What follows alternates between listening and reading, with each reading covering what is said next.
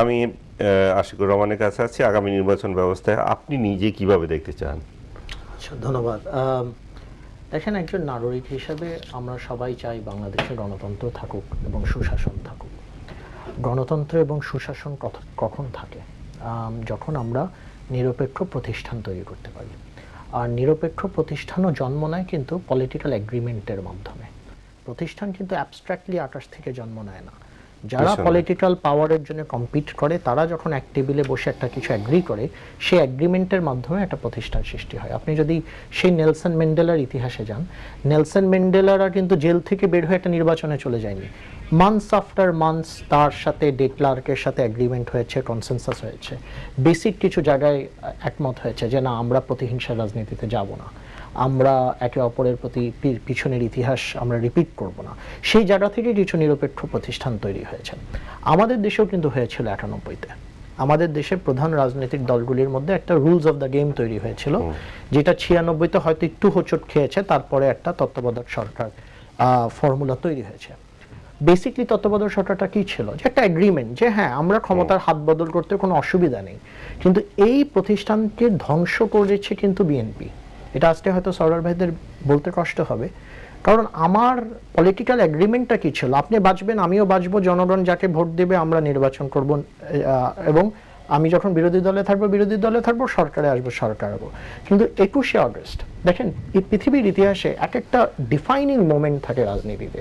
২১শে আগস্ট বাংলাদেশের রাজনীতির ১৫ই আগস্টের মতো একটা ডিফাইনিং মোমেন্ট। যেই লুজ এগ্রিমেন্টটা ছিল বিএনপি আর আওয়ামী লীগের মধ্যে, যে বেসিক একটা জায়গা ছিল যে ঠিক আছে, আমরা দুজনকে ঘৃণা করি, কিন্তু দুজনকে কোনো মতে টলারেট করে রাজনীতিতে বেঁচে থাকবো। এই ২১শে আগস্টটা সেই এগ্রিমেন্টটা ভেঙে দিয়েছে। তারপর তারা কি করলো? বিচারপতিদের বয়স বাড়িয়ে তত্ত্বাবধায়ক সরকার, যেটা আমরা মনে করতাম একটা নিরপেক্ষ প্রতিষ্ঠান নির্বাচন ব্যবস্থাকে পরিচালনা করবে, সেটাকে ইনফ্লুয়েন্স করার ব্যবস্থা, শেষ পর্যন্ত ইয়াজউদ্দিন সাহেবকে দিয়ে আবারও ১৫ই ফেব্রুয়ারির একটা নির্বাচন। অর্থাৎ আজকে যে জিরো সাম পলিটিক্স আপনি দেখছেন, অর্থাৎ আই টেক ইট অল, মানে উইনার টেকস অল, সেটার সূচনা বিএনপির কিছু ঐতিহাসিক ভুল সিদ্ধান্তের কারণে হয়েছে।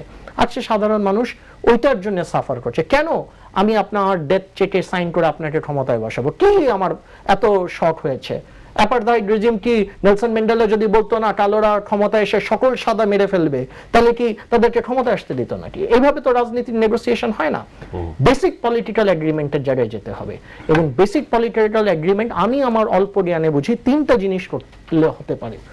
ফার্স্ট, বিএনপির সকল ধরনের সহিংসতা থেকে বের হয়ে আসতে হবে।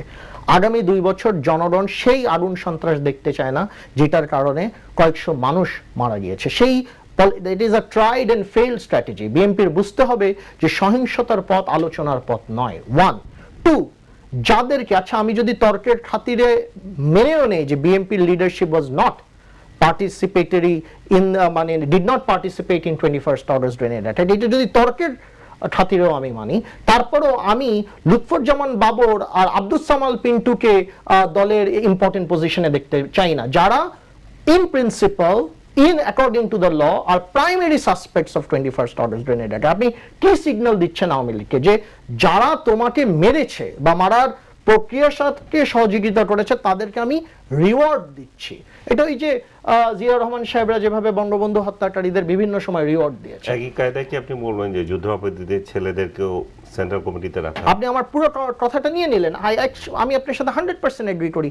এই যে জামাত এবং ২১শে আগস্টের সাথে যারা জড়িত, তাদেরকে যদি ছেড়ে বিএনপি একটা সত্যিকার অর্থে একটা ইতিবাচক একটা অবস্থান নাই, তাহলে বিএনপি অবশ্যই, আমি সরদার ভাইয়ের সাথে একমত, এই দলের ৩৫% ভোট আছে, এটা একটা প্রতিষ্ঠিত রাজনৈতিক দল, তারা ১৫ বছর বাংলাদেশের শাসন ব্যবস্থায় ভূমিকা রেখেছে, অবশ্যই তারা গণতান্ত্রিক প্রক্রিয়ার মধ্যে আসতে পারে, কিন্তু আপনি ওই ক্যারেক্টার নিয়ে আসতে পারবেন না সেই যেই ক্যারেক্টার ২১শে আগস্ট করেছে। তৃতীয় জায়গাটা হচ্ছে, মাননীয় প্রধানমন্ত্রী তো গতবারই আপনাদেরকে একটা ফর্মুলা দিয়েছে, আপনারা তো সেটা বিশ্বাসের জায়গায় নিলেন না। সর্বদলীয় সরকারের যে ফর্মুলাটা, এটা আমাদের দেশে একটা পলিটিক্যাল ইনোভেশন হতো গতবার। আপনারা যদি জামাতের ট্র্যাপে না, ইনক্লুডিং হোম মিনিস্টার, অফকোর্স, তা আপনারা যদি জামাতের ট্র্যাপে না পড়ে আপনারা যদি সেই পুরনো ইতিহাসকে মনে করবেন, রিপিট করবে, আর্মি আবার ক্ষমতা নিয়ে নিবে, এইটাকে না মনে করে আপনারা যদি সর্বদলীয় সরকার ব্যবস্থাকে একটা সুযোগ দিতেন, তাহলে বাংলাদেশের ইতিহাসটা ভিন্ন হতে পারত, বাংলাদেশের গণতন্ত্রের ইতিহাসটা ভিন্ন হতে পারত। আমরা এখানে কি কেউ বুকে হাত দিয়ে বলতে পারি, যদি অনির্বাচিত তথাকথিত সুশীল সমাজের হাতে কালকে আবার ক্ষমতা দিয়ে একটা নির্বাচনের প্রক্রিয়া চেষ্টা করা হয়, তাহলে সেই সুশীল সমাজের সরকার 10 বছর থাকবে না ক্ষমতা, এটা কি কেউ আমরা নিশ্চিত করতে পারবো? আমি প্রশ্ন রাখলাম, আমি অ্যাজ আ সোশ্যাল সায়েন্টিস্ট, আমার কাছে সেই উত্তর নেই।